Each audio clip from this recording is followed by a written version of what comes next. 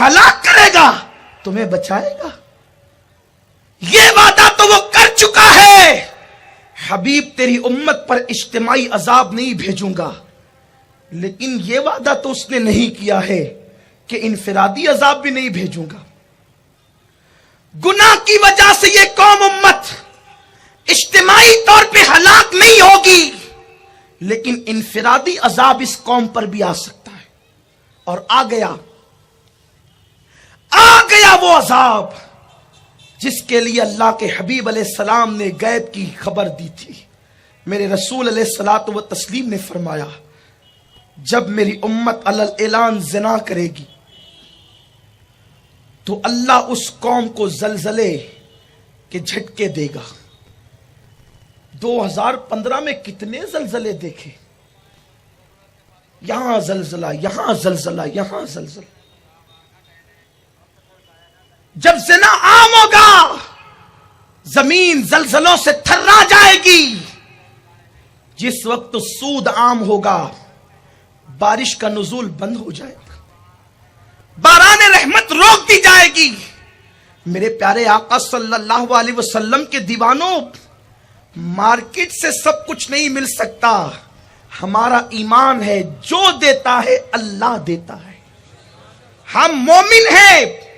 اور یہ 2016 کی جو پیشن گوئی ہے یہ غلط ثابت ہو سکتی ہے اگر آج یہ امت گناہوں سے توبہ کر لے. یہ مندی کا خاتمہ ہو سکتا ہے اگر آج یہ امت گناہ سے توبہ کر لے. گناہ کس طرح انسان کو ہلاک کرتے ہیں، کس طرح ہلاک کرتے ہیں. اللہ اکبر. آئیے قرآن مقدسی کی طرف چلتے ہیں. میں قرآن سے ٹچ گفتگو کرنا چاہتا ہوں.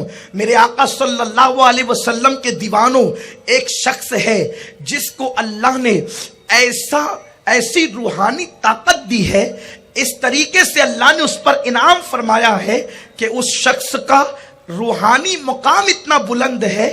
میرے اللہ نے اس کو اتنی بلندی دی کہ وہ زمین پہ بیٹھ کر جب نظر اٹھاتا ہے تو عرش کو دیکھ لیتا ہے. اس کا نام بلعم ابن باورا ہے. اللہ اکبر. اس کے شاگردوں کا حال یہ ہے کہ اللہ 12,000 اس کے شاگرد ہوا کرتے تھے. اس دور کے اندر 12,000. یہ حضرت سیدنا موسیٰ علیہ السلام کے دور کا عابد و زاہد ہے. یہ بڑا پرہیزگار آدمی تھا، بڑا متقی کہلاتا تھا.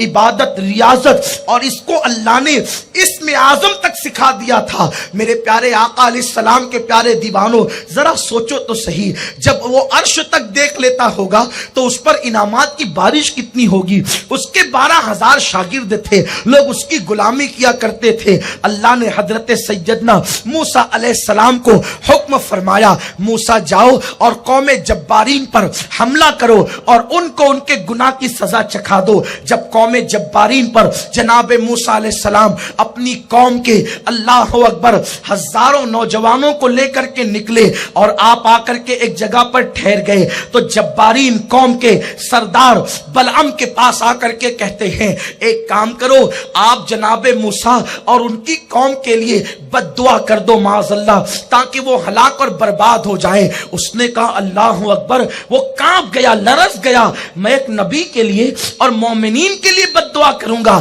یہ مجھ سے ہرگز نہیں ہو سکے گا. نبی کے لیے بد دعا نہیں کی جا سکتی، مومنین کے لیے بد دعا نہیں کی جا سکتی. جب وہ قوم کو اس نے جواب دیا تو قوم کے سرداروں نے کام کیا، بہت سارے تحفے تحائف اکٹھا کیے، مال و دولت اکٹھا کیا، اور سب کچھ اکٹھا کرنے کے بعد اس کو دولت سے لاد دیا. اور اس کے بعد کہا کیا اب بھی آپ ہمارا کام نہیں کریں گے؟ کیا اب بھی آپ قوم موسیٰ کے لیے بد دعا نہیں کریں گے؟ اس نے کہا ٹھیک ہے میں استخارہ کرتا ہوں. اس نے استخارہ کیا، استخارے میں جواب نا کا آیا، لیکن جب نا کا جواب استخارے میں آیا تو اس شخص نے پھر بھی جو ہے اپنی گدھی پر بیٹھا اور چلنے لگا. گدھی مڑ جاتی تھی، وہ اپنا چہرہ پھیر لیتی تھی، وہ جانے کے لیے تیار نہ تھی. وہ گدھی کو مارنے لگا. جب گدھی نہ چلی تو گدھی کو اللہ نے زبان عطا کی. گدھی اس کو مڑ کر کے کہتی ہے बलआम मैं कैसे आगे बढ़ूं, तो एक नबी की तौहीन के लिए जा रहा है, तू एक नबी की बद्दुआ के लिए जा रहा है, मुझे मेरे सामने फरिश्ता है जो मुझे रोक लेता है, मैं कैसे आगे बढ़ूं। उस पर भी वो न माना और वो उतर करके गया, पहाड़ पर खड़ा हुआ, उसने जनाबे मूसा की फौज को देखा और उसके बाद हाथ उठा दिए और उसने जनाबे मूसा के लिए बद्दुआ करना शुरू किया। लेकिन जैसे जनाबे मूसा के लिए और उनकी कौम के लिए वो बद्दुआ करता, तो जनाबे मूसा के नाम की बजाय उसका अपना नाम उसकी जबान पे बतौर बद्दुआ आता, और मोमिनीन के लिए बद्दुआ करता तो उसकी अपनी कौम का नाम आता। कौम कहती तू क्या कर रहा है, तू अपने लिए और अपनी कौम के लिए बद्दुआ कर रहा है, जबकि हमने तो तुझे मूसा और उसकी कौम के लिए बद्दुआ करने के लिए कहा। वो शख्स कहता है जबान पे मेरा काबू और कंट्रोल नहीं। लोगों सुनो, अब तो दुनिया और आखिरत तबाह हो गई, उसकी जबान उसके सीने पे लटक गई, उससे रूहानियत छीन ली गई, उससे ताकत और कुव्वत छीन ली गई और उसके बाद वो जलील कर दिया गया। वो रोने लगा, कहा दुनिया और आखिरत तो तबाह हुई। कौम ने कहा छोड़, तेरा जो हुआ वो हुआ, लेकिन अब ये बता कौम मूसा से निपटे कैसे। बहुत तवज्जो से सुनने की बात है। उसने यूं कहा कि सुनो सुनो, बात ये है कि जनाबे मूसा की कौम को तुम शिकस्त दे सकते हो, वो हार जाएगी और जनाबे मूसा वापस लौट जाएंगे। कहा वो कैसे। कहा तुम अपनी कौम की खूबसूरत लड़कियों को बना संवार करके और सिंगार करा करके तुम जो है वो नीम उरिया हालत में, यानी आधे आधे कपड़े पहनाकर मूसा की कौम के दरमियान छोड़ दो। कौम की हजारों लड़कियों को जमा किया गया और जब उनको छोड़ दिया गया तो जनाब मूसा अलैहिस्सलाम की कौम में एक बहुत बड़ा रईस था, बहुत बड़ा मालदार जवान था। एक खूबसूरत लड़की को वो गोद में उठा करके लाया और लाने के बाद उसने हजरत मूसा से फतवा पूछा, बताएं ये लड़की मेरे साथ हलाल है या नहीं है, आप मेरे साथ इसका निकाह कर दें। हजरत मूसा ने कहा हम जिहाद के लिए आए हैं, हम निकाह की महफिलें मुनक्किद करने नहीं आए हैं, ये लड़की तुझ पे हराम है और मैं इसके साथ तेरा निकाह उस वक्त तक नहीं कर सकता जब तक मैं अल्लाह के हुक्म पे अमल न कर लूं। उसने लड़की को उठाकर अपने खेमे में ले गया और ले जाकर वो जिना में मसरूफ हो गया। एक बंदे ने जिना किया, उसके जिना की नहूसत ये हुई कि वो एक सेकंड के अंदर ऐसी हवा चली कि जनाबे मूसा की कौम पर ताउन की वबा फैल गई, प्लेग की वबा फैल गई और एक घंटे के अंदर अंदर 70,000 जवान मर गए। 70,000 लाशें किसे कहते हैं, आप गौर तो करें। चंद लाशों को देखकर कलेजा मुंह को आता है। 70,000 जवानों की लाशों को जब देखा कौम ने, मूसा अलैहिस्सलाम का साथ छोड़ छोड़कर भाग गए। हजरत मूसा गमगीन हो गए और आप वापस पलट गए। मैं तुमसे पूछना चाहता हूं, जिस कौम के अंदर नबी जाहिरी जिंदगी में मौजूद हो और नबी उस कौम की क़यादत कर रहा हो, अगर कौम का एक बंदा जिना करता है तो एक जिना की नहुसत की वजह से 70,000 जवान मरते हैं। ये शाम में उठते हुए जनाजे, ये यमन के अंदर अल्लाह अकबर सड़ती हुई लाशें, ये बैतुल मुकद्दस के अंदर बेगौरो कफन पड़े हुए मासूम लाशें पुकार पुकार कर कह रहे हैं ये यूं ही नहीं है। वो लाजों का जिना कौम को इस मकाम पर पहुंचाया है।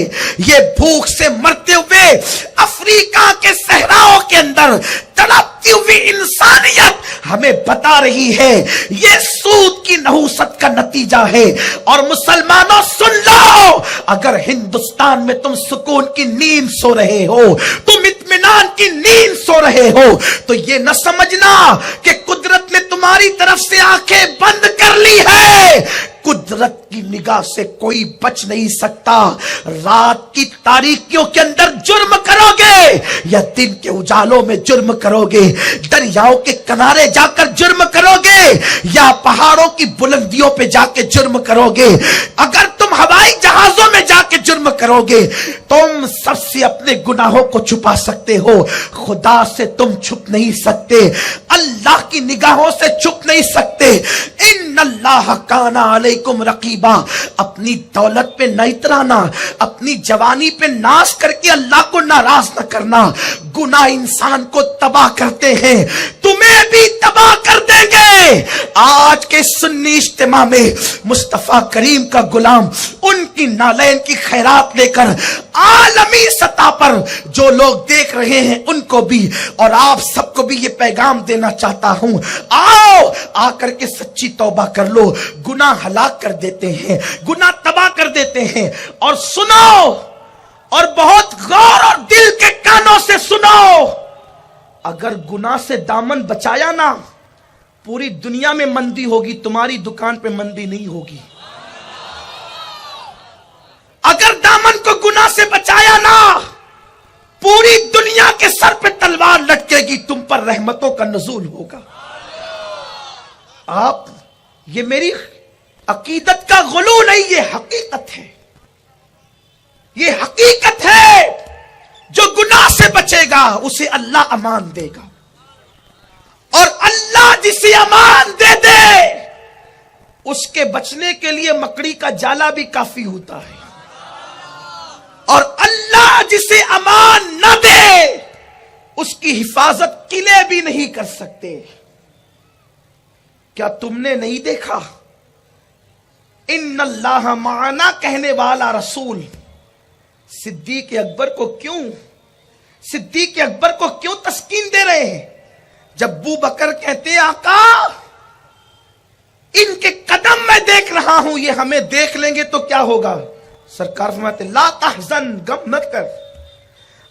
نہ کر، ان اللہ معنا، ہمارے ساتھ اللہ ہے، اللہ ہمارے ساتھ ہے۔ اور جب اللہ ساتھ ہے، ایک مکڑی کا جالا، کبوتر کا گھونسلہ میرے سرکار علیہ السلام کی حفاظت کا ذریعہ بن گئے، صدیق کی حفاظت کا ذریعہ بن گئے۔ اور فرعون محل میں رہنے والا ہلاک کر دیا گیا۔ ابو جہل مکہ مکرمہ پر جس کی گنڈا گردی چلتی تھی، چھوٹے چھوٹے بچوں کے ذریعے سے ہلاک کر دیا گیا۔ آئیے ایک بات عرض کروں۔